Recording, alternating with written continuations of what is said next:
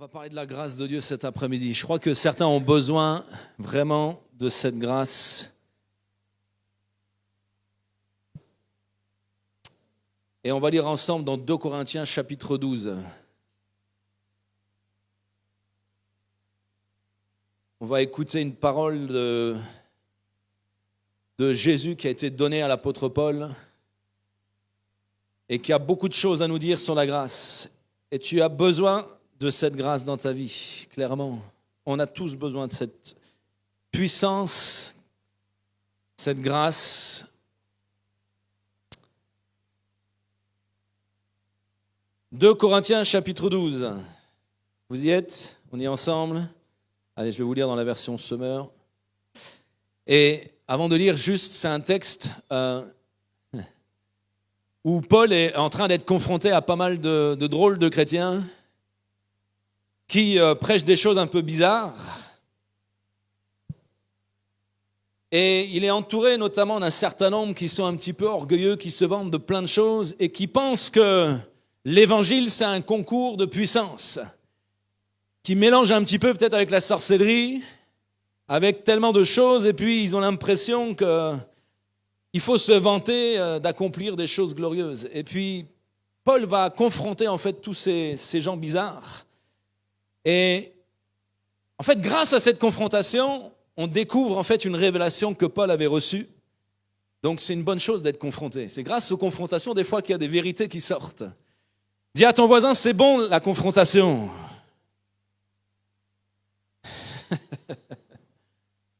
Quand il y a une confrontation, il y a une vérité qui sort. Et on va lire cette vérité ensemble dans 2 Corinthiens 12. Et Paul dit ceci. Faut-il se vanter ? Non, ce n'est pas convenable. J'en viendrai cependant à des visions, à des révélations du Seigneur. Je connais un homme, un chrétien, qui il y a 14 ans a été enlevé jusqu'au 3e ciel. Était-ce dans son corps, je ne sais, ou sans son corps, je ne sais, mais Dieu seul le sait. Je sais seulement que cet homme, dans son corps ou hors de son corps, a été enlevé au paradis et qu'il a entendu des paroles qu'on ne peut pas répéter parce qu'il n'est pas permis à un homme de les dire. Et au sujet d'un tel homme, je me vanterai, mais au sujet de moi-même, je ne me vanterai que de mes faiblesses. Dis à ton voisin, je ne me vanterai que de mes faiblesses. Et dis-lui, et il y en a un paquet. Amen. On lit la suite. Et pourtant, si je voulais me vanter, je ne serais pas un insensé, car je dirais que la vérité, mais je m'en abstiens. Car je désire éviter que l'on se fasse de moi une idée supérieure à ce qu'on peut déduire de mes actes et de mes paroles. D'ailleurs, parce que ces révélations étaient extraordinaires, pour me garder de l'orgueil, Dieu m'a imposé une épreuve qui, telle une écharde, tourmente mon corps. Elle me vient de Satan qui a été chargé de me frapper pour que je ne sois rempli d'orgueil. Au sujet de cette épreuve, j'ai prié par 3 fois le Seigneur de l'éloigner de moi. Mais le Seigneur m'a répondu, ma grâce te suffit, c'est dans la faiblesse que ma puissance se manifeste pleinement. C'est pourquoi je me vanterai plutôt de mes faiblesses afin que la puissance du Christ repose sur moi. Je trouve ainsi ma joie dans la faiblesse, les insultes, la détresse, les persécutions et les angoisses que j'endure pour le Christ, car c'est lorsque je suis faible que je suis réellement fort. Amen, amen et amen à cette parole. Je sais qu'on a tous envie d'être des super-héros. Amen. Vous regardez tous des films de super-héros, j'imagine. J'aimerais bien connaître vos super-héros d'ailleurs un petit peu. Dis-moi ton super-héros, je te dirai qui tu es. Bon appétit. C'est l'apéro, je vois. Et ce que j'aime avec l'évangile, c'est que c'est quelque chose qui vient, en fait, confronter le désir naturel que nous avons en tant qu'hommes, en tant que femmes, de s'identifier à quelque chose de fort et de puissant. Et en fait, on va découvrir que la faiblesse, c'est le lieu de rencontre même avec la grâce de Dieu. Des fois, on n'est pas content de nos faiblesses. On aimerait tellement être meilleur. On aimerait tellement que ce soit différent. Et on va découvrir à quel point, en fait, nos faiblesses sont le lieu de rencontre avec la grâce de Dieu. Il y a une rencontre cet après-midi pour quelqu'un dans sa faiblesse. Et c'est pour ça que lorsque tu caches tes faiblesses, lorsque tu fais comme si peut-être tu n'en avais pas, où tu minimises même tes faiblesses, en fait, tu empêches peut-être même une rencontre à l'endroit précis où Dieu t'attend. Il y a une rencontre particulière là où justement, toi, tu veux te cacher. Et j'aime cette vérité que l'apôtre Paul nous communique et on va prendre le temps de décortiquer ce verset. On va prendre le temps de prendre conscience de qu'est-ce que ça signifie « ma grâce te suffit ». Ma grâce s'accomplit dans la faiblesse.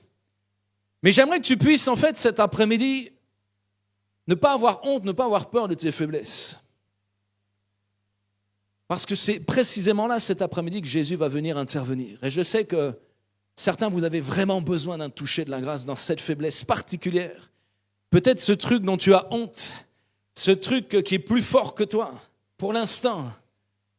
Et j'aime Paul parce que il ne veut pas rentrer dans le débat de ce monde, il ne veut pas rentrer dans le débat avec les autres en disant « mais je suis meilleur que vous, j'ai fait plus de miracles que vous, j'ai vu plus la puissance de Dieu que vous ». Mais il a réalisé, après toutes ces années de ministère, toutes ces années de vie chrétienne, qu'il y a quelque chose d'extraordinaire à vivre précisément là où on se sent faible. Là où on se sent petit, là où on se sent misérable, là où on se sent incapable.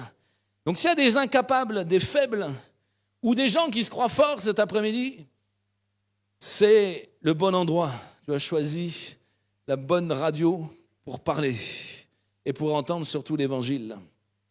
Et on va communiquer quelque chose cet après-midi sur cette grâce.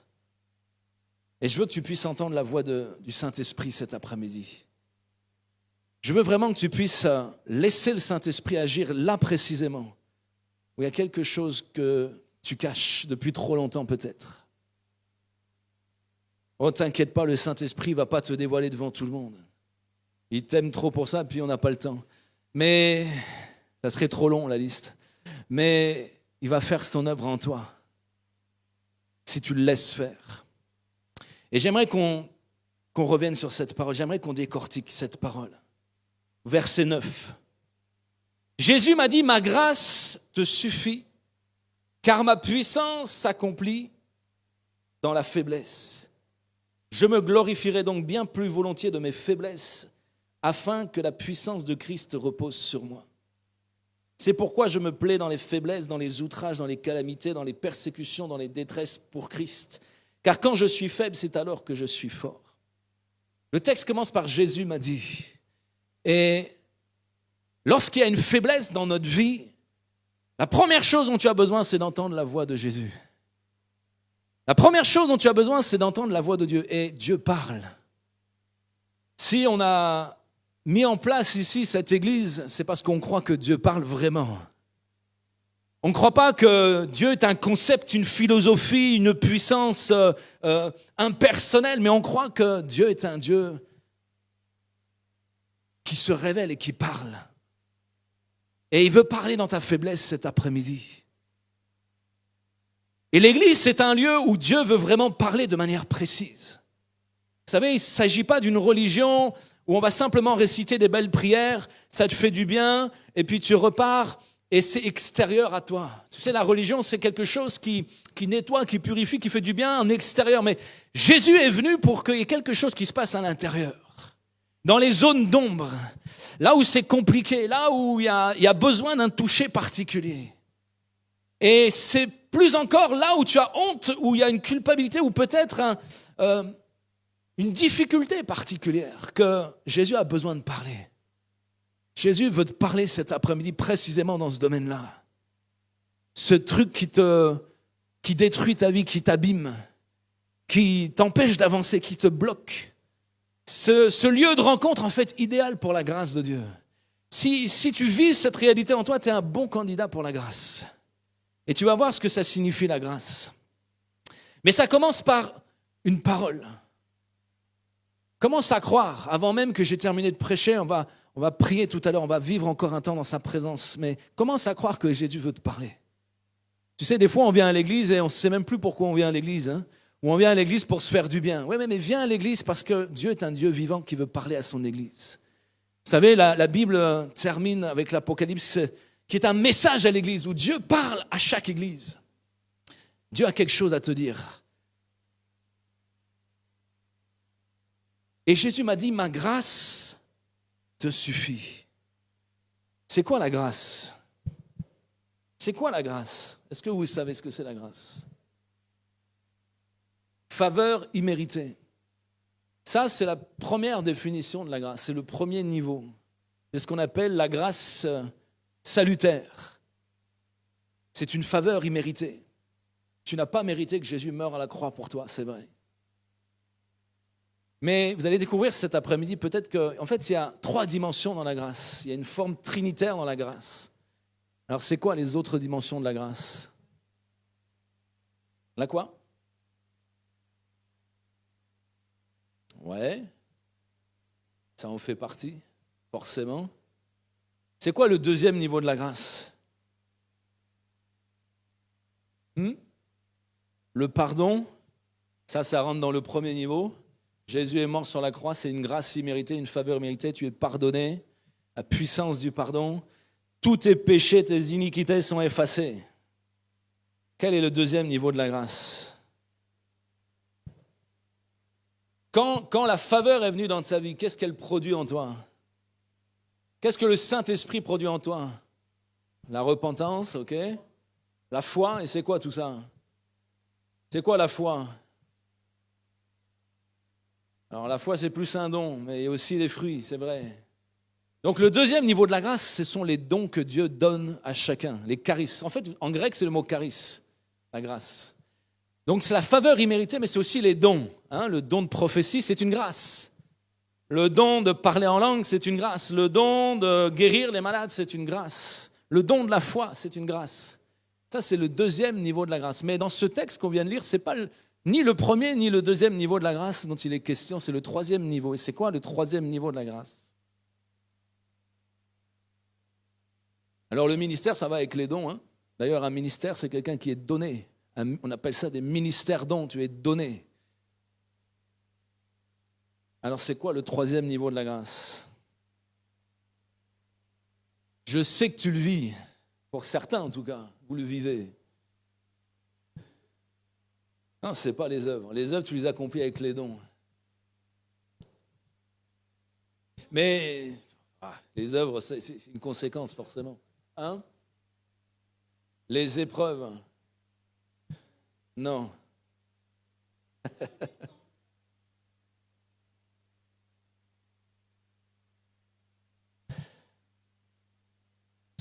La puissance de Dieu, oui, mais bon, c'est trop générique ça. Non, le salut, c'est le premier niveau. On retourne au premier niveau. Le salut. Deuxième niveau, les dons. C'est quoi le troisième niveau de la grâce? C'est important. Allez, la puissance, la présence, il y a quelque chose là. Il y a quelque chose qui s'approche là. Vivre le royaume. Bon, allez, vous tournez un peu autour, mais c'est ça un peu. C'est ce qu'on appelle la grâce habilitante, c'est-à-dire c'est la puissance qui vient habiter en toi et qui te rend en fait capable de toute chose. C'est en fait la présence active de Dieu en toi. C'est en fait, on pourrait dire ça comme ça, mais je vais vous mettre en garde après contre les dérives de ça, mais c'est l'énergie divine en toi. Tu as compris déjà sur quel abus je veux ensuite venir, et tu as bien fait. L'énergie de Dieu en fait en toi. La grâce en fait c'est la personne de Dieu qui vient manifester son énergie active en toi. C'est pour ça que certains en fait ils font l'erreur terrible effectivement qui est de vouloir chercher la puissance, l'énergie de Dieu en dehors de Dieu.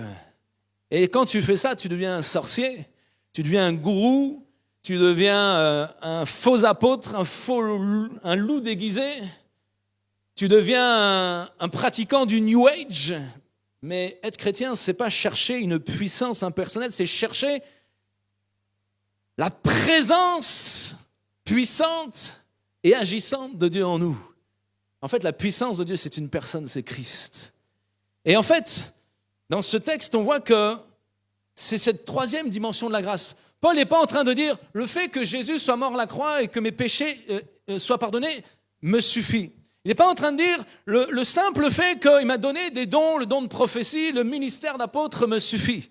Mais il est en train de dire en fait le simple fait que Christ vive en moi, que sa présence, sa puissance en fait se manifeste en moi, me suffit pleinement. Tout est dans cette présence. Tu vois, parce que tu peux être religieux dans le premier niveau. Tu peux accepter religieusement, ok, Jésus est mort à la croix, merci Seigneur, alléluia, à dimanche prochain. Ça ne va pas te suffire. Il y a quelque chose qui ne va pas aller. Tu n'auras pas la révélation de la croix encore à ce niveau-là. Tu peux avoir le deuxième niveau et dire, oh, je goûte à quelque chose. C'est vrai que depuis que j'ai donné ma vie à Jésus, il y a le Saint-Esprit opère des choses en moi et puis je vois, j'ai reçu des dons. Oh, je prophétise. Il y en a, ils aiment les dons. Hein? Oh, on aime prophétiser, on aime manifester les miracles, on aime faire plein de choses. Tu as raison, c'est bon aussi, c'est la grâce aussi. Mais il y a quelque chose de tellement plus important qui, en fait, va te suffire. C'est sa présence réelle, palpable dans ta vie. Qui fait que dans cette présence, il y a tout. Dans cette présence, tu as l'amour. Dans cette présence, tu as tous les dons qui te sont communiqués selon son bon vouloir. Dans cette présence, en fait, tu n'as pas besoin, en fait, de faire la guéguerre avec les autres. Tu n'as pas besoin de te prendre pour un autre. Quand sa présence est en toi, en fait, tu es pleinement, en fait, comme lui. Tu sais, il y a des moments particuliers quand tu vis vraiment en communion avec le Seigneur. En fait, il y a des moments où tu vis une telle symbiose avec sa présence, une telle fusion avec son amour que c'est même plus toi qui vis, c'est Christ qui vit en toi. Et quand tu vis cette réalité, waouh, là tu commences à faire une rencontre avec la gloire. Tu commences à faire une rencontre avec une dimension de la grâce qui fait que ta vie n'est plus du tout la même. Quelqu'un qui a connu la grâce dans toute sa plénitude n'est plus la même personne. Tu verras que tu es obligé d'être rempli quand tu vis dans cette dimension-là. Même si tu es vidé complètement de toi-même, en fait, ce n'est pas même si tu es vidé complètement de toi-même, c'est surtout si tu es vidé complètement de toi-même, là, tu vas être rempli. En fait, Paul est en train de nous donner un secret dans cette parole. Il est en train de nous dire, tant que je suis rempli de moi-même, ce niveau de grâce, en fait, il ne peut pas me remplir. Parce que moi, je prends toute la place, en fait. Mais quand je suis dans mes faiblesses, quand je suis au bout de ma vie de moi-même, c'est là que la puissance de la grâce peut commencer à agir vraiment, efficacement, réellement, en profondeur. Et c'est là que la grâce, en fait, elle fait tout le travail en toi. Et c'est là que tu peux commencer à expérimenter que c'est la grâce qui te porte. Souvent, vous savez, l'apôtre Rémi le dit souvent, mais on a l'impression qu'on doit faire un effort, tu sais, il faut garder la foi, il faut garder la grâce, il faut garder le feu. Non, tu vas te fatiguer, arrête. C'est trop lourd pour toi. C'est la grâce qui va te garder. C'est le feu qui va te porter. C'est pas toi qui garde la grâce. C'est impossible. Qu'est-ce que tu veux garder la grâce? C'est pour ça d'ailleurs qu'en fait la grâce, elle est comparée à un torrent. Tu ne peux pas garder un torrent. Ça coule. Et c'est pour ça que je vous ai dit tout à l'heure, si tu es rempli, en fait, tu es obligé de prier pour quelqu'un. Pourquoi? Parce que la grâce, ça coule. C'est un fleuve. Tu ne peux pas le garder pour toi. Si tu bloques cette grâce, qu'est-ce qui se passe? Si tu mets des barrages pour que la rivière, le fleuve arrête de couler, qu'est-ce qui se passe? C'est plus une rivière, ça devient quoi du coup? Alors ça peut exploser si vraiment, mais bon. Ça devient une eau stagnante, une eau morte. Une eau qui ne porte plus la vie. Une eau qui commence à sentir mauvais, qui attire les moustiques. Et les grenouilles, et les cafards, et les puces de poule, et tout ce que vous voulez. Et crois-moi, évite les puces de poule, bref. Et quand l'eau, par contre, est comme un torrent, en fait, tu as l'impression, en fait, quand tu donnes, que tu vides, mais en fait, tu n'es jamais vidé. Tu donnes et tu reçois en permanence. C'est ça le niveau de la grâce dont nous parle l'apôtre Paul. C'est pour ça qu'un chrétien en bonne santé, il est comme traversé par cette rivière d'onction. Jésus a dit, celui qui a soif, qu'il vienne et qu'il boive, des torrents d'eau vive couleront de son sein. Tu reçois, ça coule en permanence. C'est pour ça que tu ne peux pas être un chrétien en bonne santé si tu ne te donnes pas aux autres. C'est pour ça que dans la grâce, c'est le ministère du don. Il faut te donner. Parce que quand tu te donnes, en fait, tu permets en fait, à l'onction, à la présence de Dieu d'être comme un torrent dans ta vie. Si tu dis, bon, pour l'instant, je ne suis pas prêt, je ne fais rien, je reste assis, j'observe, et puis tu fais ça pendant des années, tu vas devenir une eau stagnante, en fait. Tu vas arrêter, le fleuve va arrêter de couler dans ta vie. Tu dis, je ne comprends pas, j'ai l'impression que ce n'est pas bon ma vie. Il y a quelque chose de pas bon. Tu as besoin que le torrent vienne couler à nouveau.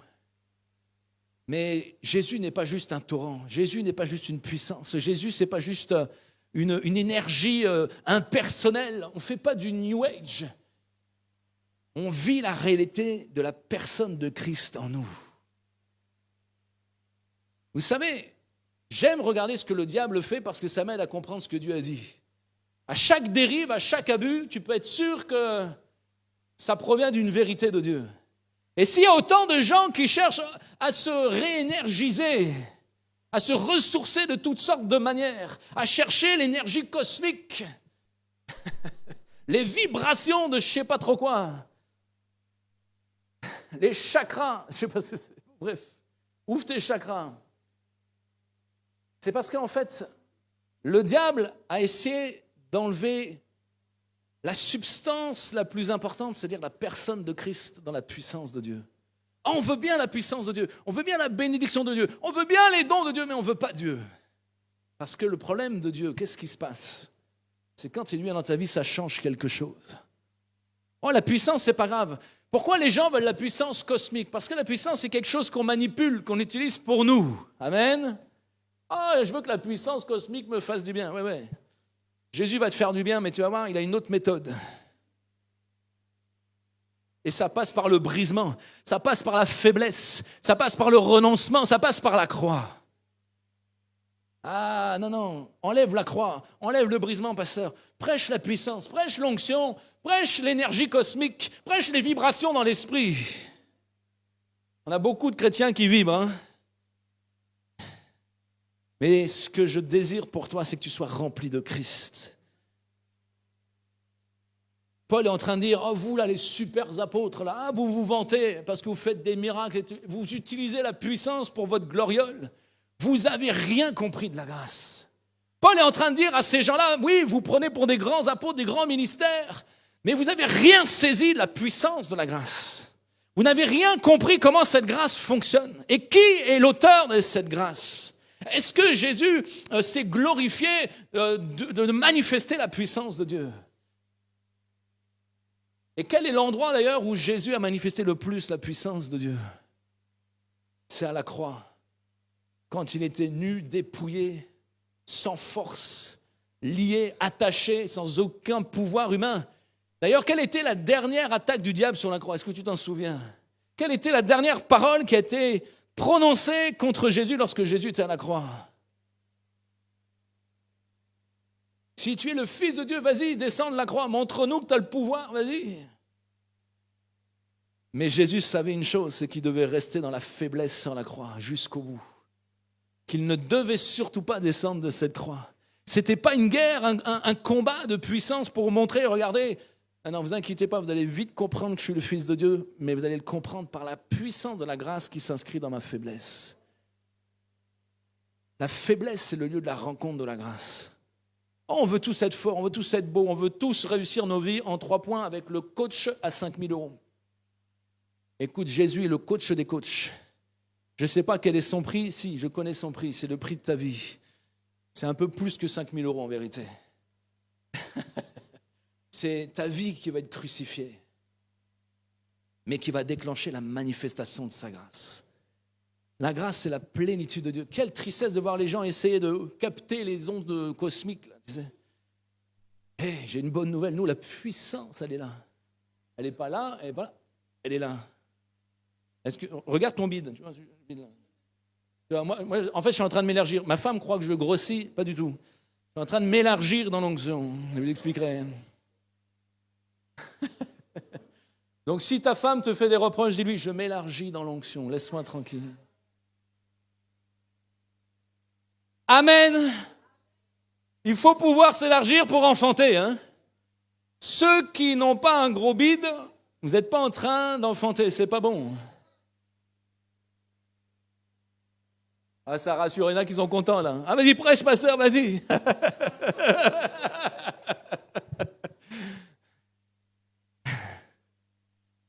Non, la puissance de Dieu, elle est dans nos entrailles, elle agit en nous. Au-delà de ce que tu peux penser ou imaginer, nous dit Paul dans Éphésiens 3, versets 20 et 21. Tu peux contextualiser avec le verset 19 si tu veux. Christophe est toujours en avance. La puissance de sa grâce agit en toi. Est-ce que tu as conscience de la réalité de cette grâce dans ta vie? Tu sais, même des fois, on est tellement à côté de notre plaque sur la révélation de la grâce que quand on prie, on a l'impression de prier à un Dieu, tu sais, lointain, je ne sais pas où il est, sur son trône là-haut, tu sais. alors que Jésus est venu habiter en toi, manifester sa puissance dans ta vie. Tout le monde cherche une puissance cosmique, je ne sais pas où, alors que la puissance de Dieu est venue en nous, au travers de la faiblesse de Jésus. Si Jésus n'avait pas accepté la faiblesse, jamais tu serais sauvé, jamais tu serais pardonné, jamais tu aurais reçu les dons de sa grâce et jamais tu pourrais vivre le miracle de sa grâce. Il a fallu que Jésus renonce à toute chose. Avant même qu'il vienne sur terre, il a renoncé à la gloire qu'il avait dans le ciel. Il a accepté de naître dans l'étape, dans l'humilité, loin des palais, loin des royaumes. Il a accepté tout ça. Moi, je suis en train de prêcher Noël. Bon, c'est un peu la saison. On a fait le sapin hier, c'est peut-être pour ça. Mais surtout, en fait, Jésus n'a jamais cherché à se glorifier. Jésus était simplement venu pour sauver les perdus. Tu sais, l'évangile, attention, ce n'est pas quelque chose où c'est un concours de la puissance et puis c'est à celui qui aura le plus grand ministère, c'est à celui qui sera le meilleur, c'est à celui qui sera le plus... Ah non, Paul est en train de leur dire, vous les super apôtres, là, calmez-vous, vous n'avez rien saisi de la grâce. Vous êtes à côté de la plaque, vous êtes des sorciers, vous êtes des faux apôtres, vous êtes en train d'enseigner n'importe quoi, vous êtes en train de faire plaisir à votre chair, vous êtes en train de perdre les âmes dans toutes sortes de considérations, au lieu de les amener dans la réalité de la grâce de Dieu. Quel message de Paul. Et j'aime la pédagogie de Dieu. Paul était un super serviteur de Dieu quand même. C'était quand même quelqu'un qui obéissait vraiment au Saint-Esprit. Paul a accepté de souffrir beaucoup pour Dieu. Et puis il nous raconte dans ce texte que Dieu l'a enlevé à un moment donné au ciel. Il a vécu une révélation tellement extraordinaire qu'il y a même des choses, il ne peut pas les partager, il ne peut pas les dire, il n'y a pas de mots. Et Dieu aurait pu dire, écoute, je t'ai fait cette grâce de te montrer tout ça parce que tu le mérites en fait. Tu es quand même un super serviteur de Dieu. Hein? Mais Dieu va lui dire, bon, maintenant que je t'ai montré ça, je vais t'envoyer une petite écharpe dans la chair parce que je veux être sûr que tu ne deviennes pas comme les autres. Je veux être sûr que tu ne commences pas à t'enorgueillir comme les autres. Je veux être sûr que tu ne te prennes pas pour un autre. Je veux être sûr que tu ne commences pas à voler ma gloire. Je veux être sûr que tu aies saisi en fait les fondements du royaume de Dieu. Ah, ça nous dépasse, ça commence à, Dieu m'envoie comme ça une révélation, je vis la gloire, et puis derrière, il m'envoie une écharpe qui me fait mal. C'est vrai ça?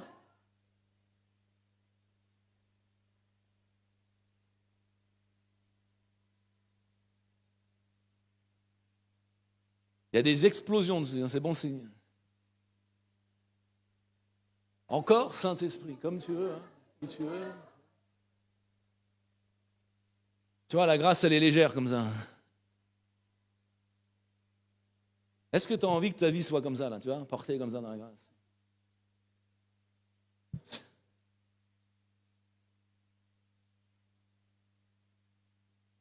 Reste tranquille, toi.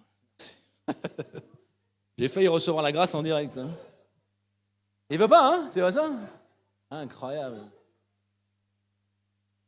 y a peut-être quelque chose de prophétique qui va se manifester, là.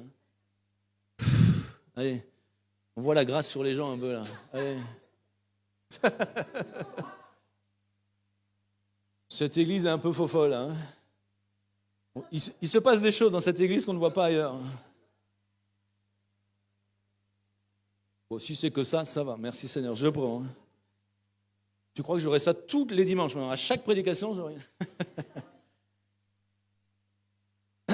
Ça me rappelle l'époque des... Comment ça s'appelle ça Son Goku et compagnie, là. Ah, il y avait des trucs comme ça, là. C'est encore à l'époque où je cherchais des super-héros dans ma vie. Hein. Toi aussi, à vous, reconnais-le.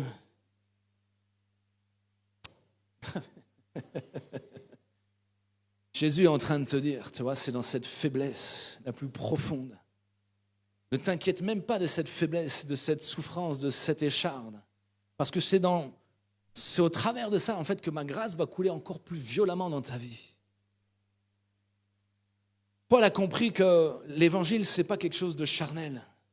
Ce n'est pas quelque chose qui vient caresser ce qu'on a envie en nous, en fait. C'est quelque chose qui vient confronter, qui vient transformer, qui vient percuter, qui vient rencontrer, en fait, le pourri en nous pour que la grâce puisse se manifester. Vous savez, c'est une grâce, effectivement, hein, que le Saint-Esprit vienne en nous et puis dépose toutes sortes de choses en nous. quand tu vis des manifestations du Saint-Esprit, c'est bon. C'est une grâce. Quand il te donne des dons spirituels, c'est une grâce. De pouvoir prophétiser, de pouvoir voir des choses, c'est une grâce. Mais attention que cette grâce ne devienne pas un danger pour ta vie. Attention de ne pas confondre les dons de sa grâce avec la réalité de sa grâce.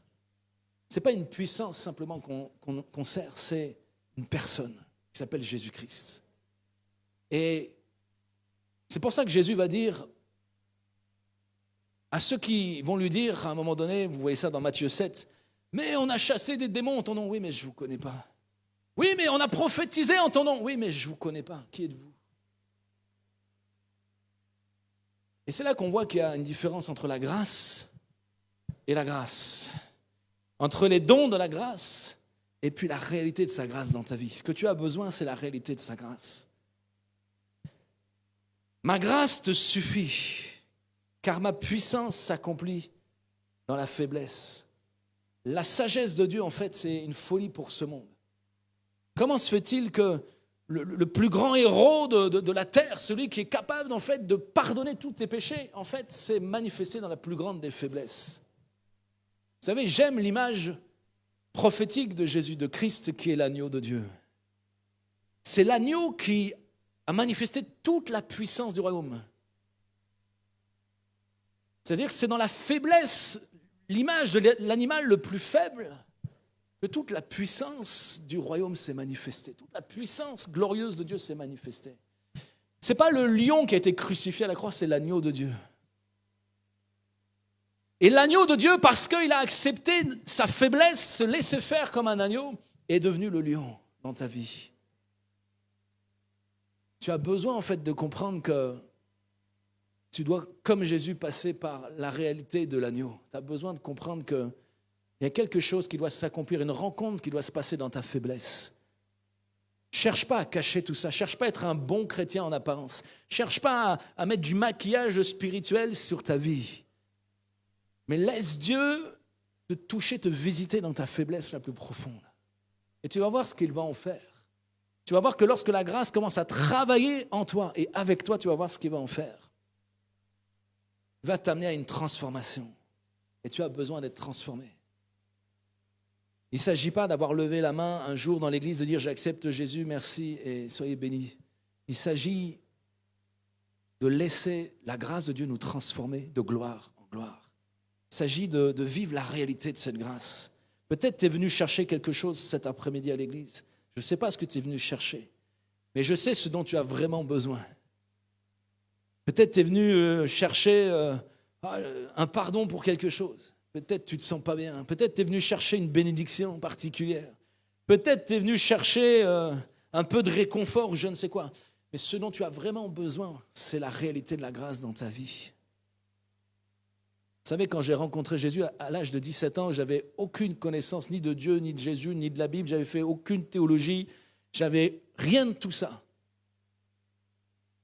Mais lorsque sa présence est venue dans ma chambre à 17 ans, l'atmosphère a changé. Et sa présence, en fait, était suffisante. Je pourrais même dire comme Paul, je ne sais pas si j'étais encore dans mon corps, hors de mon corps, si c'est une révélation, une vision, un ravissement. En fait, j'en sais rien du tout. Ce que je sais, c'est que ce jour-là, j'ai vécu une rencontre avec la grâce. Et quand tu vis ça, en fait, tu comprends cette parole de Paul. Tu comprends en fait, mais cette grâce-là, sa présence-là comme ça, elle suffit amplement. Le reste n'a plus aucun goût, plus aucune saveur. Ah, il faut encore continuer de vivre, on fait des choses, mais en fait, à côté de la saveur de la grâce, ça n'a plus aucune saveur. Peut-être tu perds ton temps dans plein de choses. Peut-être tu te fatigues avec plein de choses. Peut-être tu t'enfonces dans plein de péchés et puis tu crois que c'est bon. Ou même si tu sais que c'est pas bon, mais en fait, tu as besoin de connaître la grâce. Parce que ça, c'est vraiment bon. Et lorsque cette grâce, elle vient en toi, ça ne veut pas dire que tu n'es plus tenté, ça ne veut pas dire que tu ne peux plus tomber. Oh, le juste tombera et se relèvera. Mais ça veut dire que tu sais maintenant ce qui est vraiment bon. Quand tu as fait une rencontre avec la grâce, tu sais ce que tu as vraiment besoin. Va expliquer ça avec des mots à quelqu'un. Va expliquer à quelqu'un, écoute, j'ai vécu l'atmosphère de la grâce et c'est tellement bon. Comment tu peux expliquer ça? C'est compliqué, hein? C'est pour ça que quand tu vois des choses avec Dieu, en fait, même les mots ne suffisent plus. C'est pas évident d'expliquer à quelqu'un, écoute, tu as besoin de cette grâce. C'est quoi cette grâce? Comment la vivre, cette grâce? tu as besoin d'une rencontre avec Jésus. Tu as besoin d'un approfondissement dans la communion avec Jésus. Tu as besoin de connaître ce Jésus qui révèle la gloire du Père. Tu as besoin de sa présence dans ta vie. Tout le reste, c'est bidon. Ce n'est pas celui qui va crier le plus fort, ce n'est pas celui qui est le plus beau, le plus grand, le plus riche, le plus prospère, le plus de miracles. C'est celui qui prêche l'évangile, la puissance de la grâce qui va changer ta vie. Quand la grâce de Dieu est venue dans ma chambre à 17 ans, je n'avais aucun désir ni d'être le plus riche, ni d'être le plus beau, ni d'être le plus fort, ni d'être le plus grand, ni d'avoir les meilleurs diplômes de la terre. En fait, quand tu vis la réalité du royaume, tu as l'impression même que ta vie est bidon, quoi. Je ne sais pas si tu as déjà vraiment vécu ça avec Jésus. Qui a vécu ça? Tu as l'impression, quand la grâce vient, tu as l'impression que ta vie, c'est plus rien du tout. Qui a vécu ça? Lève bien la main, n'aie pas honte. Hein? Amen. Amen, amen, amen. C'est bon, hein, ça? Tu as l'impression que ta vie est complètement bidon. Parce que la gloire est tellement glorieuse qu'à côté de ta vie, tu dis, mais qui suis-je pour que Dieu s'intéresse à moi, dit le psalmiste? Qui suis-je pour que Dieu s'intéresse à l'homme? En fait, quand tu vis la réalité de sa gloire, c'est... Waouh, tu as besoin de connaître ça. Peut-être tu as connu la drogue autrefois, peut-être tu la connais encore, sois délivré. Si c'est le cas, tu vas comprendre que même la drogue, en fait, c'est un moyen que le diable utilise pour essayer de copier les choses de Dieu, mais c'est tellement rien à voir. La gloire de Dieu, c'est une drogue que tu ne peux pas trouver sur le marché. C'est vrai que tu deviens addict aussi. Quand tu as refait la rencontre avec la grâce, tu deviens addict, parce que tu sais que tu deviens en fait même dépendant. C'est le mot qu'on emploie en fait. Quand la grâce vient dans ta vie, tu deviens dépendant de la grâce de Dieu. Tu deviens drogué de Jésus. Qui veut être drogué cet après-midi? Ah voilà, pour le shoot, là, il y a du monde, hein, tu vois. Donc cette église devient officiellement aujourd'hui une salle de shoot.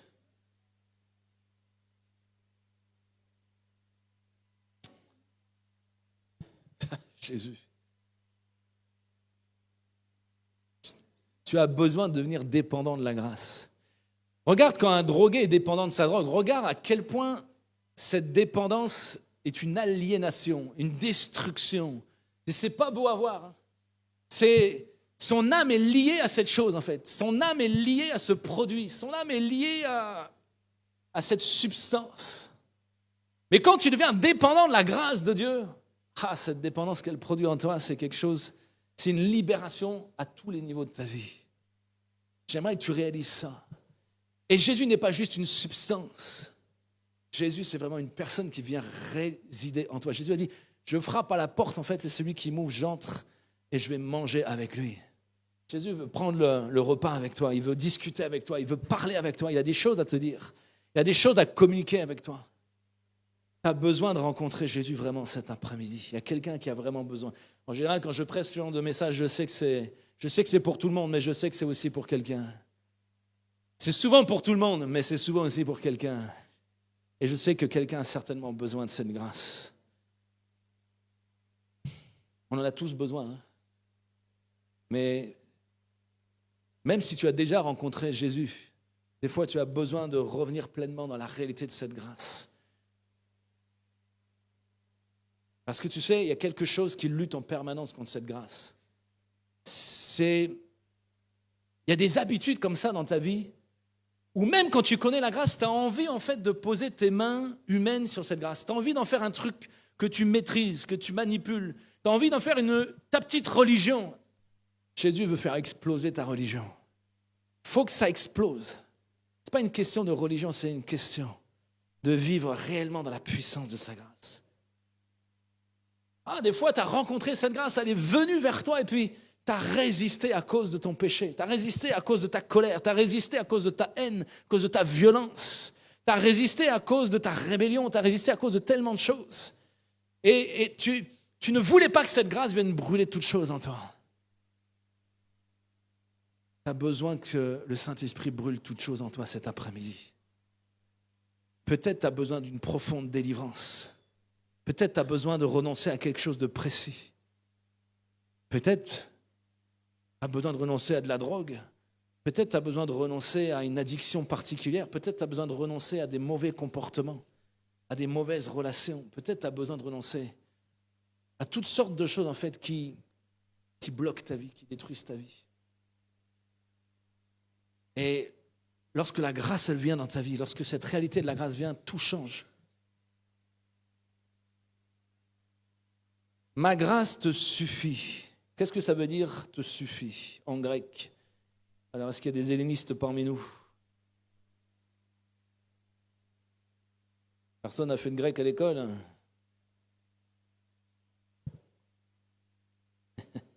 Alors en grec, ça veut dire ça suffit. C'est suffisant.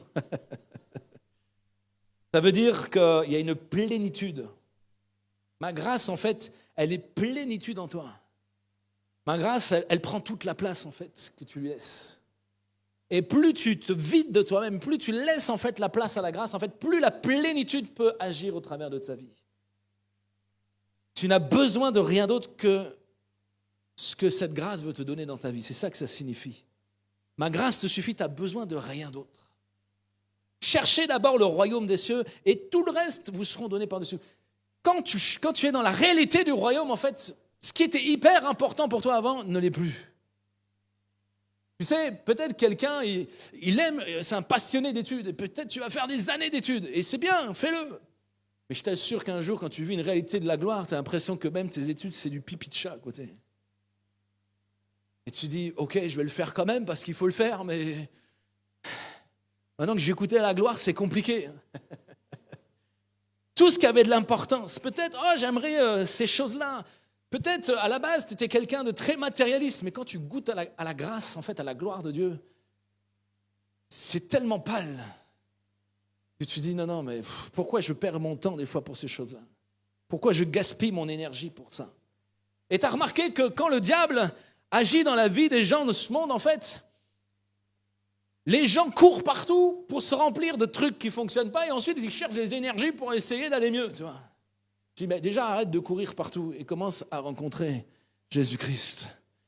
Commence à arrêter de courir partout, arrête de poursuivre toutes sortes de choses et puis commence à inviter la présence de la grâce de Dieu dans ta vie. Et tu vas voir qu'après tu vas courir que pour le bon combat de la foi. Tu vas arrêter de courir pour toutes sortes de choses. J'ai vu ça encore, c'est ça là, le Black Friday, c'est ça. Comme chaque année, vous avez vu les images, les gens se battent, ils s'arrachent des télés au magasin. 30%, ouais. My God. J'avais envie de leur dire, mais vous savez, vous pouvez les commander sur Internet. Hein. Pas besoin de vous faire ça. Waouh. T'imagines? Il y a des gens sur Terre qui sont tellement malheureux qu'ils se battent pour avoir une télé en promotion. Si c'est ton gars, pardon. Pardon, mais il faut que tu écoutes ce message. Qui s'est déjà battu pour ça? Non, personne parmi vous, ça va?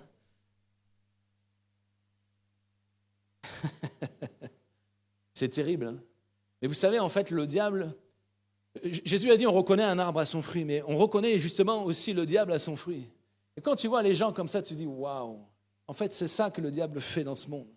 C'est ça le projet du diable. On se fatigue, on se bagarre pour être le meilleur, on essaie de réussir, de survivre, de gagner son pouvoir d'achat. Puis avec son super pouvoir d'achat, on va essayer d'acheter, d'arracher des mains d'une vieille une télé à 30%. My God! Jésus! Quel projet, hein? Et pour s'encourager, 2-3 shoots de cocaïne. Allez hop!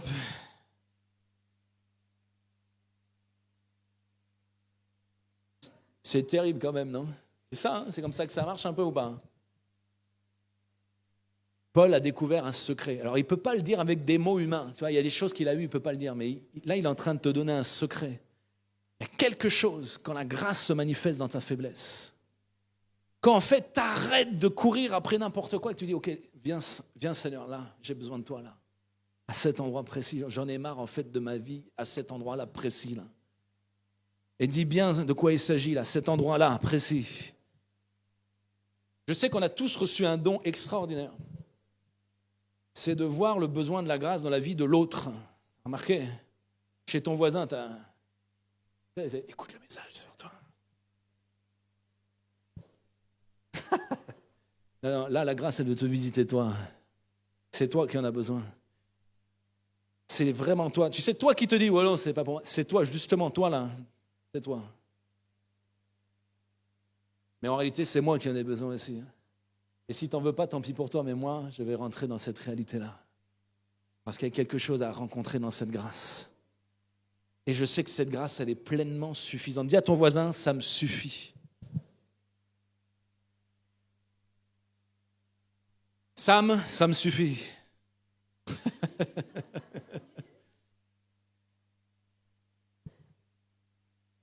Tu vas voir quelle paix ça te donne. Tu vas voir quelle joie ça te donne. Tu sais, quand j'ai vécu, quand je me suis converti à l'âge de 17 ans, quand j'ai rencontré Jésus dans ma chambre à 17 ans, je passais le bac. Du coup, effectivement, comme j'ai rencontré Jésus, j'ai oublié que j'étudiais au lycée. Du coup, j'ai oublié le bac, c'est pas grave. Dis à ton voisin, c'est pas grave. Mes enfants, je veux qu'ils travaillent bien à l'école. Mais s'ils ratent une année à cause de Jésus, c'est pas grave. Je préfère qu'ils rencontrent Jésus, qu'ils redoublent. En fait, j'étais tellement dans la gloire, j'étais tellement heureux. Je me dis, de toute façon, Jésus me donnera le bac. Et donc, Jésus ne me l'a pas donné. Et donc, il m'a dit, non, non, non, non, non. Ma grâce te suffit, c'est vrai. Va travailler maintenant. Maintenant que tu as goûté. Moi, j'ai dit, bon, pour toi, je vais refaire le bac pour toi. Et comme quoi, il faut connaître Jésus, il faut connaître comment il fonctionne. Mais c'est pour te dire, tellement c'est bon dans sa présence, tu n'as envie de rien d'autre, tu n'en as plus rien à cirer. Tu vois tout le monde qui se bat pour le diplôme, tu n'en as plus rien à cirer. C'est terrible. Hein. Après, il m'a fait redescendre à la montagne, il m'a dit, si, retourne travailler un petit peu. Et mais ma grâce te suffit, tu as raison. Et puis, du coup, j'ai passé le bac l'année d'après, que j'ai eu brillamment, bien sûr. Et mes parents viennent avec un livre et me disent, tiens, dépêche-toi là, comme tous les parents, hein, on est comme ça. Et ils m'offrent un livre qui s'appelle « Que faire après le bac ?» Oh my God. Aucune idée. Qu'est-ce que je m'en fous de tout ça, un BTS, machin, DUT, truc. Du coup, j'ai pris un truc au pif. Mais vraiment, hein, ça s'est passé comme ça. J'ai pris un truc au pif, j'ai vu informatique, je dis ça c'est pas mal ça, les DUT informatique, génie électrique, j'ai pas vu ça, génie électrique et informatique. Je me suis retrouvé pendant 2 ans dans un truc, mon Dieu, qu'est-ce que je fous là-dedans? Qu'est-ce que je fous dans un truc qui ne me passionne pas du tout? Et c'est pour te dire que, en fait, j'avais compris quelque chose. Je sais que j'avais une destinée qui est tellement glorieuse en Jésus que tout ça, ça ne m'intéressait même plus. Et il a fallu, en fait, que Dieu me rééduque pour dire, OK, je vais te montrer ce que tu dois faire. Mais quand tu vis la réalité de cette grâce, en fait, tous les plans qui te paraissaient importants, qui te paraissaient tellement sérieux, en fait, du jour au lendemain, ça peut être balayé. Dieu peut changer complètement tout ça. Petit, non, fais ça. Et quand je me suis perdu dans ce DUT pendant 2 ans, un jour, j'étais dans ma petite chambre d'étudiant, en colocation, et puis je m'enferme dans ma chambre, et puis je prie. Je dis, Seigneur, bon, là, il faut faire quelque chose, parce que franchement, mes parents vont commencer à être inquiets. Je ne sais pas ce que je fous dans cette formation. En plus, j'avais quand même des bonnes notes, malgré tout. Mais je dis, ça ne m'intéresse pas. Je dis, Seigneur, montre-moi les choses. Et puis j'ai prié comme ça, puis un jour, Dieu change complètement l'atmosphère. Je suis dans ma chambre d'étudiant, ce n'est plus la chambre d'étudiant, je suis dans le ciel. Était-ce dans mon corps ou en dehors de mon corps? Je ne sais. Dis à ton voisin, je ne sais. Et tu n'as pas à le savoir. Dieu seul sait. Espèce de curieux. T'inquiète pas, le jour où tu vis ce genre de choses, tu t'en fous de tout ça. Tu es tellement heureux dans sa présence. Et c'est la 2e fois, depuis l'âge de 17 ans, où Dieu vraiment vient me visiter et me parler. Et c'est là que je comprends que c'est lui, en fait, qui dirige toutes choses. C'est lui qui dirige la destinée. C'est lui qui t'indique toutes choses de manière même précise. Et Dieu me dit, tu quittes le nord de la France, tu vas à Toulouse. Je connais personne, c'est pas grave, tu vas à Toulouse. OK. Tu arrêtes l'électricité, l'informatique, tu fais une école de journalisme. Je n'avais pas des bonnes notes au lycée en français, quoi. Tu obéis ou pas quand Dieu te parle comme ça? C'est ma grâce te suffit. En fait, il aurait pu me dire, va faire boulanger au Congo. J'y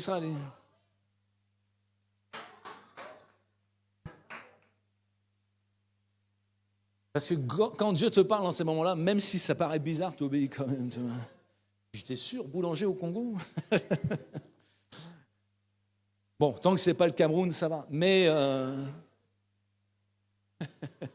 tu sentais arriver, hein? Dieu m'a fait grâce du Congo et du Cameroun. Amen. Donc ne te plains pas d'être à Toulouse. C'est bon d'être à Toulouse. Dis à ton voisin, tu as de la chance d'être à Toulouse. Dieu ne s'est pas trompé.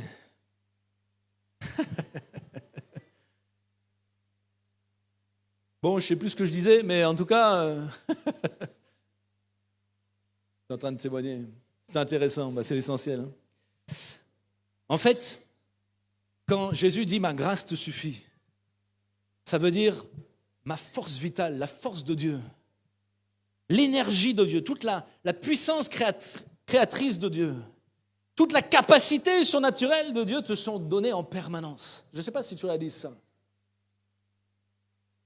Je ne sais pas si tu réalises ce que ça signifie, mais je sais que tu en as besoin. Et quand tu vis ta vie chrétienne comme ça, c'est tellement différent. C'est tellement glorieux. Et crois-moi, tu n'as plus envie de faire ta petite religion chrétienne après. Tu n'as plus envie de faire tes petits rituels, tes petits sacrements chrétiens. Là. Non, c'est fini, tu fais tout péter. Seigneur, fais-moi voir ta gloire. Je veux vivre dans ta gloire. Je veux vivre dans la réalité de ton royaume. Même si je dois être boulanger au Congo, j'accepterai Jésus. Mais évite quand même, Seigneur. Mais je ne sais pas pourquoi boulanger. Peut-être c'est pour quelqu'un. Quelqu'un de la famille qui est boulanger au Congo? Ouais, mais pourquoi le boulanger? T'es congolaise? Que Dieu te pardonne, hein? Bon, tu vas devenir boulangère peut-être, méfie-toi. Hein? T'as bien fait de venir. Comment tu t'appelles? Hein? Sylvie, bienvenue Sylvie. Est-ce qu'on peut acclamer Jésus pour Sylvie?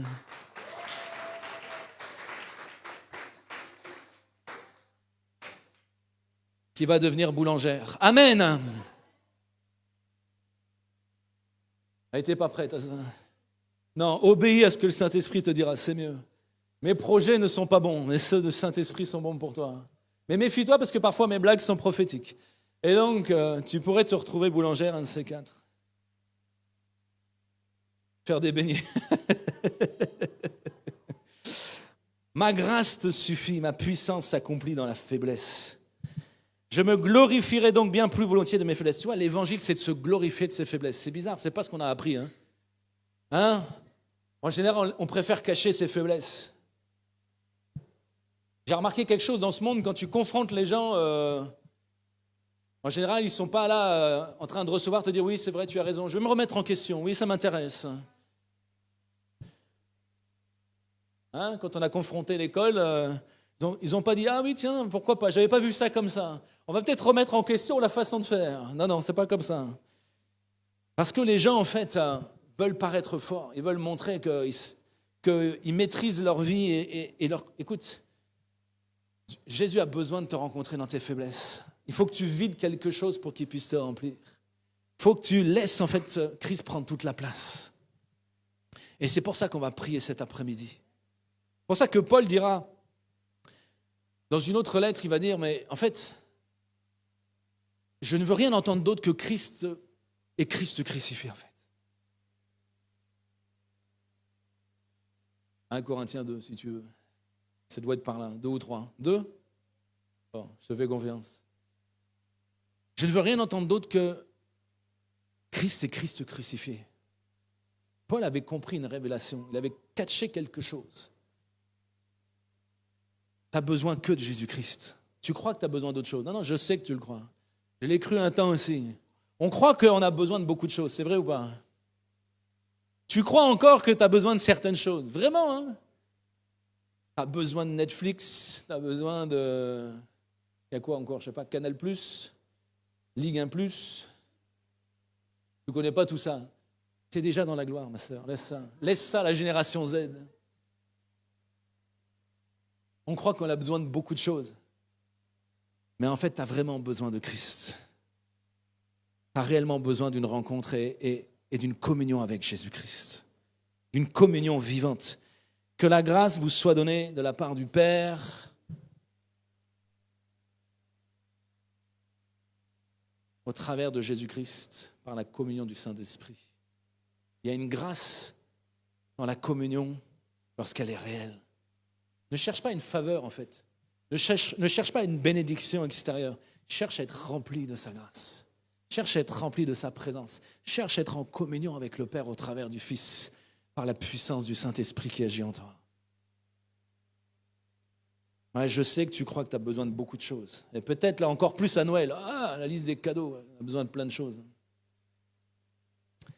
Mais ce que tu as vraiment besoin, c'est la présence de Dieu. Merci Seigneur pour les cadeaux, mais le cadeau des cadeaux, c'est la présence, la grâce de Dieu dans nos vies. Même avec les enfants, c'est bien, il faut les bénir, mais il ne faut pas non plus les inonder de cadeaux, je crois. Soyez sages, soyez sobres aussi, et amenez les choses véritables à vos enfants, les vrais cadeaux, les vrais trésors aussi à vos enfants. Ma grâce s'accomplit dans la faiblesse. C'est pourquoi je me plais dans les faiblesses, dans les outrages, dans les calamités, dans les persécutions. Je vous ai dit quoi la dernière fois? Je vous ai dit, sois content quand on t'attaque, sois content quand il y a une opposition, sois content quand il y a quelqu'un qui est jaloux de toi, sois content de toutes les formes en fait d'attaque, de persécution, parce que c'est une occasion encore de grandir dans la grâce, de manifester cette grâce. Dieu fait exprès de t'envoyer des gens terribles qui te détestent, pour que tu grandisses dans la grâce et pour qu'ils soient visités par la grâce. Tu as besoin, toi, de grandir dans la grâce et tu as besoin que cette personne soit visitée par la grâce. C'est pour ça qu'il y a une explosion avant la grâce. Le diable, tu vois, dans ce texte, il nous a dit que c'est Dieu qui a mis une écharpe dans la chair de Paul. Mais Dieu l'a fait au travers du diable. Il a permis que le diable touche à quelque chose dans la vie de Paul. Dieu permet que le diable touche des points sensibles dans ta vie des fois, parce qu'il veut que tu connaisses sa grâce. Il veut que tu sois réellement dépendant de lui. Il veut que tu sois vraiment transformé. Tu as vraiment besoin d'une visitation de sa gloire. Ta vie ne sera plus jamais la même. Et tu as besoin de rester en communion dans sa gloire. Tu sais, si tu as vraiment vécu une rencontre avec Jésus, normalement, ce que ça doit produire en toi, c'est que tu désires toujours et encore plus. Quelqu'un qui dirait « Oh, mais j'ai déjà rencontré Jésus, c'est bon, j'ai plus besoin. » Non, alors là, c'est que tu n'as pas rencontré Jésus. Parce que moi, le Jésus que je connais, quand tu l'as rencontré, tu en veux toujours plus. C'est la meilleure des drogues. Encore. Tu as besoin de voir ton dealer, le Saint-Esprit, tout le temps. C'est vrai ou pas? Profite, Macron n'a pas encore taxé le Saint-Esprit. Ça ne saurait tarder. Mais bon... À chaque fois qu'on prononcera le mot Saint-Esprit, 1 euro. Ah, fais ça, Jésus. 1,50 €. Ça a augmenté déjà? Ah bah pétard, ça va vite au gouvernement en ce moment. Hein. Votez bien la prochaine fois, merci. Et donc, ma grâce te suffit. Ah oui, hein, sous l'ère Macron, la grâce suffit ou pas? Si, justement, je crois. Pardon, Seigneur, merci pour Macron qui a besoin d'être visité par la grâce aussi. C'est peut-être pour ça que tu nous l'as envoyé. Amen. Quelqu'un a besoin de Macron dans sa vie. Qui est cette personne à cause de qui nous souffrons tous? Non? Pardon. Vote pour qui tu veux, hein, on s'en fout. Tu as compris que nous, on n'est plus dans ce royaume. Hein. Tu peux voter à gauche, à droite, au centre, en haut, en bas, où tu veux. Hein. Honnêtement, vote pour qui tu veux. Hein? Si tu votes pour un sale type, on va grandir dans la grâce. Et si tu votes pour quelqu'un de bien, bon, peut-être qu'on sera moins persécuté, on dormira dans la grâce. Mais quoi qu'il arrive, c'est bon pour la grâce. Donc vote pour qui tu veux. Amen. Ça rassure Macron, il faut faire attention. C'est les 120 ans de la laïcité, je ne parle pas de politique.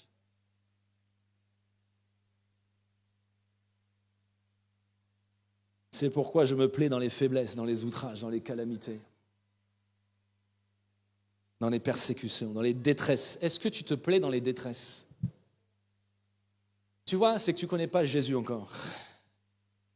Parce que quand tu connais vraiment Jésus, tu te plais dans les détresses. C'est une folie, non?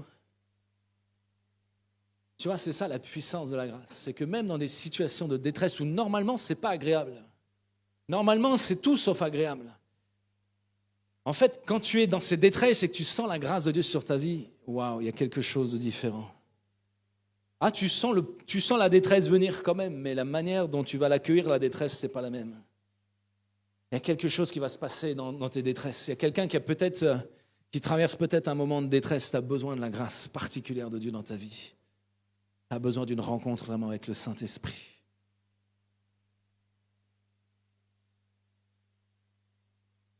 Dans les calamités.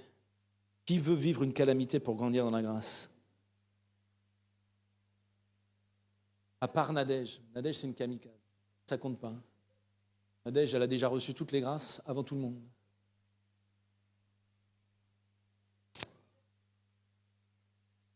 Tu vois, le véritable évangile, c'est un évangile qui va te transformer dans les situations compliquées. Tu ne seras plus la même personne. Ce n'est pas un évangile en fait qui cherche à plaire en fait à tes désirs charnels, à ce que tu pourrais désirer charnellement dans ton cœur, dans tes pensées. Non, Dieu a autre chose pour toi de bien plus glorieux. Et ça va être tellement glorieux que même si tu traverses des détresses, tu seras dans la joie. Tu sais, le niveau des premiers chrétiens, c'est que certains, ils étaient tellement persécutés par l'Empire romain que même lorsqu'ils étaient écartelés, démembrés, il faut quand même voir le truc, démembrés, j'ai essayé de visualiser ce que ça pouvait faire. Ils ne voulaient surtout pas qu'on les délivre, mais vous êtes des tarés de Jésus. Amen. C'est-à-dire qu'ils ont découvert quelque chose dans l'amour de Dieu qui fait que même dans une souffrance incroyable, ils ne voulaient pas être délivrés. Laissez-nous souffrir pour Jésus. Waouh! Tu as besoin de rencontrer ce Jésus-là. Le même qu'ils ont rencontré il y a 2000 ans. Il y a quelque chose là-dedans qu'on a besoin de vivre. L'Église a besoin de grandir face au temps qui viennent. Tu as besoin de grandir dans la grâce de Dieu. Même si on veut t'écarteler, même si on veut te lapider, il y a une joie. D'ailleurs, la première persécution dans l'église primitive, c'est Étienne qui est lapidé. Et pendant qu'il est lapidé, le ciel s'ouvre. Il est dans la grâce. Il est dans la gloire. Il a oublié qu'on le lapidait. Dis à ton voisin, il a oublié qu'on le lapidait. C'est bizarre, C'est fort la gloire quand même. Tu vois, l'évangile n'a pas changé, c'est le même. Le Jésus que j'ai rencontré à 17 ans, c'est le même Jésus qui s'est manifesté à l'apôtre Paul. 2000 ans après, il n'a pas changé. Jésus n'a pas changé. Peut-être tu as cru à un autre Jésus parce que la religion, parce que j'en sais rien, tu as lu un mauvais bouquin, tu t'es trompé de Bible, je ne sais pas. Mais le Jésus dont on prêche, c'est un vrai Jésus. Un vrai Jésus dont la gloire est vraiment réelle, la grâce est vraiment efficace. Commence à croire qu'il va se passer quelque chose dans ta vie en fait. Commence à croire que même dès ce soir, dès maintenant, on va prier pour toi, il va se passer quelque chose. Commence à croire que ce soir, demain, cette semaine, tu vas prendre un temps à part. Tu vas te mettre à genoux. Tu vas reconnaître ta faiblesse. Tu vas te laisser briser dans sa présence et il va se passer quelque chose. Quelque chose de nouveau, quelque chose de glorieux. Quelque chose qui dépasse tout ce que tu peux penser ou imaginer. Quelque chose dont tu as absolument besoin et qui te suffit pleinement. Ma grâce te suffit. Tu comprends ce que ça veut dire, cette parole de Jésus, ma grâce te suffit? Ce n'est pas juste, selon le credo de la Sainte Église, mes péchés sont pardonnés, donc c'est bon, je suis sauvé normalement si je prie 5 fois par jour. Amen. Non, ce n'est pas de ça qu'il s'agit. Si je récite le Notre Père 10 fois à l'endroit et à l'envers, c'est bon ou pas? Surtout à l'envers, c'est plus efficace. Essayez-le, vous allez voir, c'est sympa. Mais je crois que surtout, si tu veux plaire à Dieu, il faut réciter le Notre Père. Alors, c'est comment au Congo la langue? Le Kingali, le Lingala, le quoi? Lingala? Voilà, si tu fais le Notre Père en Lingala, c'est une autre dimension. C'est vrai ou pas? Gloire à Dieu. Les Congolais, par contre, le Congo va être brisé un petit peu, je crois, parce que le Congo, ils aiment beaucoup être Congolais, vous avez remarqué ou pas? C'est comme la France, La France a été tellement orgueilleuse que Dieu est en train de la briser. Vous étonnez pas de ce qui se passe. La France, j'aime la France, mais la France a besoin d'être brisée. La France a besoin d'une rencontre avec Jésus. La France a besoin d'un coup de boule spirituel. Et t'inquiète pas, on est en train de le prendre en pleine tronche. Ça va bien se passer. Dis à ton voisin, ça devrait bien se passer. On n'est pas sûr, mais ça devrait. Jésus est au contrôle. Dieu aime la France, Dieu aime les nations, Dieu aime les peuples. Et il t'aime tellement qu'il va te briser. Parce que lorsque tu es enfin brisé, ça y est, il peut se passer quelque chose. Il peut se passer quelque chose.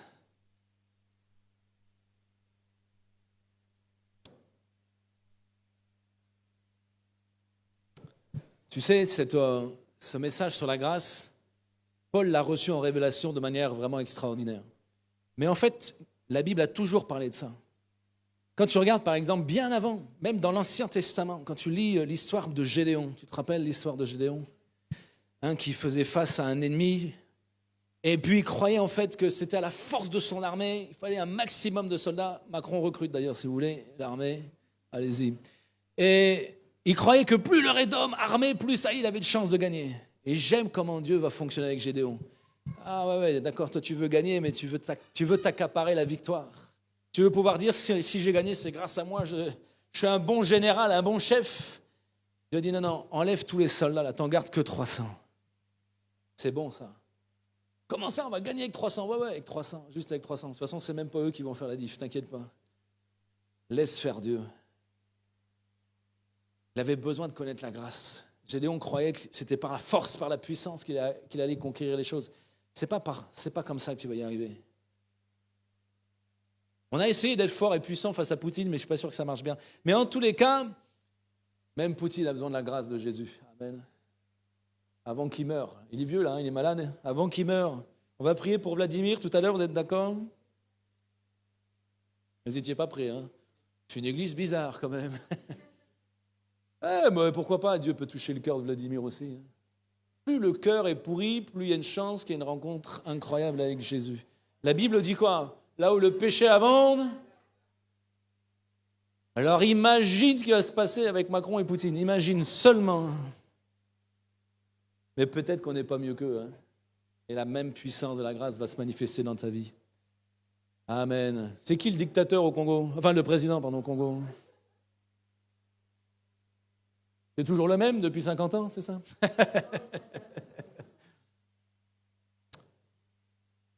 Et il faut une grâce pour prier pour ces gens-là, non ou pas ? Naturellement, on n'a pas trop envie des fois. Hein, mais il faut une grâce pour pouvoir prier pour ces gens-là. Parce que tu vois, quand tu as reçu cette grâce, quand Jésus est venu dans ma chambre, je ne méritais pas plus que Macron ou Poutine, hein, ou que le dictateur congolais. Enfin, pardon, non, je ne dis pas ça comme ça. Non, j'aime le Congo. Je n'ai pas de problème avec le Congo. Et est-ce que tu crois que cette grâce peut venir dans ta vie cet après-midi ? Est-ce que tu désires cette grâce ? Oublie tout le reste, oublie Macron, oublie Poutine, oublie tout le reste, juste la grâce. Elle te suffit. Elle est suffisante. Tu vas te le dire à toi-même, dis à ton âme, la grâce de Jésus me suffit. Ton âme a besoin de l'entendre souvent. Quand tu te réveilles le matin et que tu n'es pas en forme, la grâce de Jésus me suffit. Commence ta journée avec la conscience que la grâce de Dieu te suffit. Tu vas voir que cette grâce, ce n'est pas une incantation magique, c'est une réalité dans ta vie. Si tu as reçu Jésus dans ta vie, la présence de Jésus, sa grâce, c'est quelque chose d'extraordinaire. C'est extraordinaire. Ne cherche pas la puissance. Ne cherche pas l'énergie de Jésus. Cherche Jésus. Reçois Jésus. Laisse Jésus entrer. Sois en communion avec Jésus. Et tu vas voir que la grâce va couler comme un fleuve dans ta vie. Tu vas voir que sa puissance va être à l'œuvre. Les sorciers sont malheureux, ils n'ont que de la puissance. Ils cherchent que de la puissance, mais ils ne connaissent pas le nom et l'identité du Créateur, du Sauveur, du Seigneur de gloire. Les faux ministères dont parle Paul, ils sont malheureux. Ils pensent qu'ils ont compris les choses essentielles parce qu'ils manifestent de la puissance. Ah là, tu n'as rien compris, mon grand. La puissance, elle est juste là pour attester que la parole de Dieu est vraie. La puissance, elle n'est pas là pour que tu puisses te vanter, te glorifier. On a envie, j'ai prophétisé, et puis on est tout excité. Reste tranquille, c'est normal. C'est la vie chrétienne normale. Tu es prophétique, le Saint-Esprit est prophétique. Tu vas prophétiser, même sans le vouloir, même la nuit, même en ronflant, même dans tes rêves des fois. C'est vrai ou pas? En fait, tu deviens prophétique. Tu deviens quelque chose du ciel. Tu commences à devenir de gloire en gloire comme la gloire de Dieu. Hein, c'est ce qui s'est passé avec les disciples de Jésus quand Jésus les a envoyés 2 par 2. Allez, prêchez l'évangile, là, le vrai. Et au lieu de dire « Ah, c'est super, les âmes sont touchées, transformées, incroyable !» Non, « Ah, c'est incroyable, les démons nous obéissent !» Jésus a dit « Calmez-vous. L'essentiel, ce n'est pas que les démons vous obéissent, on s'en fout, c'est normal. Et ce qui est extraordinaire, c'est que les vies soient transformées, les vies soient changées. Et bien sûr que les démons vont dégager quand il y en a. Ce n'est pas un problème, ça. Il y en a beaucoup au Congo et on n'a même pas peur. Oh, ça va, ça va. Tu dis ça, mais... Hein, t'inquiète pas, il y en a beaucoup en France aussi. Parce qu'il y a des Congolais en France, c'est pour ça.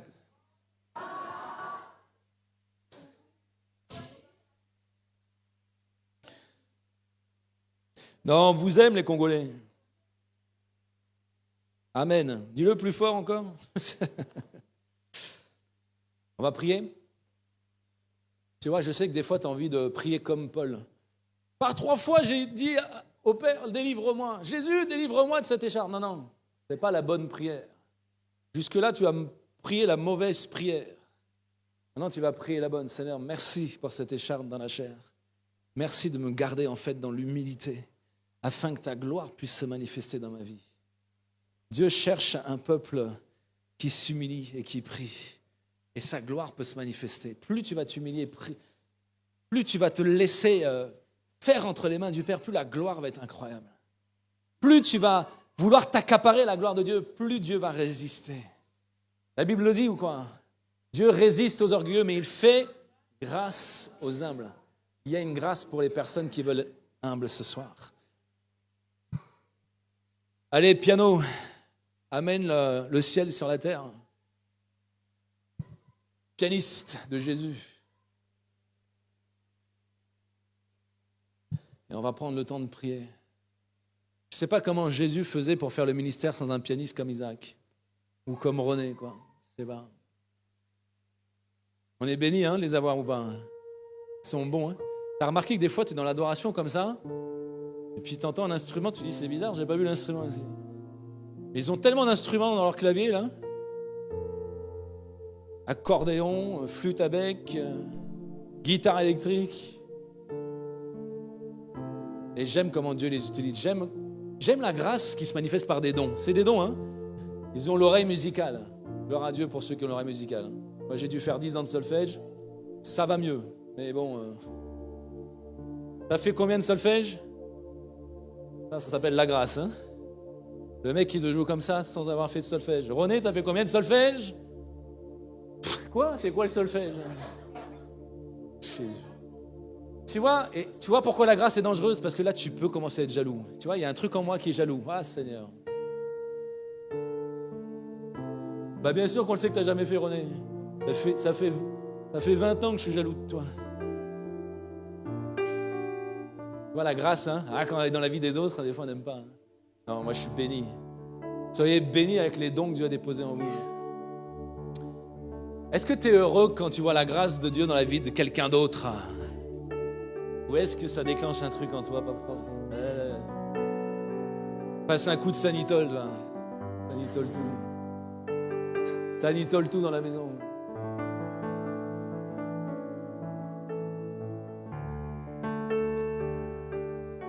J'aimerais inviter quelqu'un qui a besoin, comme lui.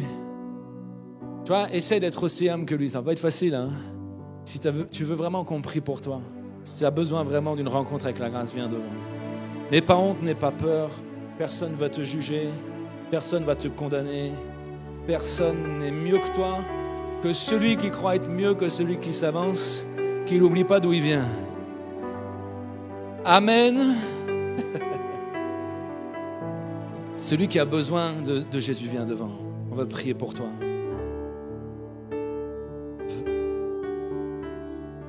Et après, on priera pour les autres qui ont besoin d'un rafraîchissement dans sa présence. Mais ceux qui ont vraiment besoin de la grâce, venez devant. Ok, est-ce qu'on peut acclamer Jésus pour leur vie? Venez devant, venez devant. Venez. Venez, approchez-vous, approchez-vous.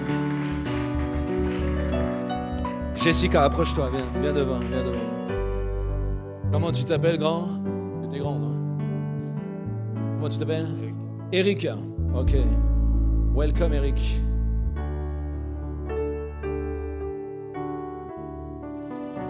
Encore besoin de Jésus, toi?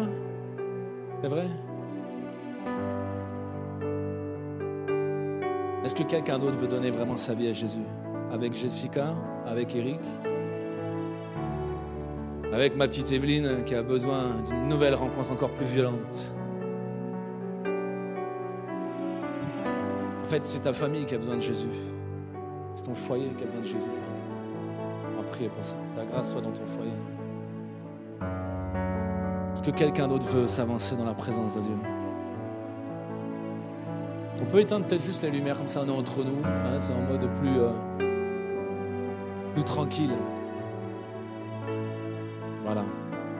On n'a pas besoin de trop se voir dans ces moments-là, on a surtout besoin de voir la grâce de Dieu. Il y a quelque chose que vous avez besoin de renoncer quand vous avancez. Commence à réfléchir, qu'est-ce que tu veux et qu'est-ce que tu es prêt à renoncer? Quelle est cette faiblesse à laquelle tu veux renoncer? Et on va prier pour toi. On n'est pas obligé de le dire au micro, ça peut rester entre nous discrètement. Mais je veux que tu puisses renoncer à quelque chose. Je veux que tu puisses renoncer vraiment à quelque chose pour faire la place à Jésus dans ta vie. Peut-être c'est une fausse conception de Dieu, peut-être c'est ce dont j'ai parlé tout à l'heure aussi. Peut-être tu joues avec les puissances, mais tu n'as jamais vraiment connu Dieu. Tu as besoin en fait de laisser tomber toutes ces fausses religions, ces faux trucs et marcher vraiment avec Jésus. Peut-être c'est autre chose. Peut-être c'est la colère, la jalousie, la haine. Peut-être c'est la débauche. Peu importe ce que c'est. Peut-être c'est la drogue même. Peu importe. Je veux que tu puisses renoncer avant qu'on puisse prier pour toi.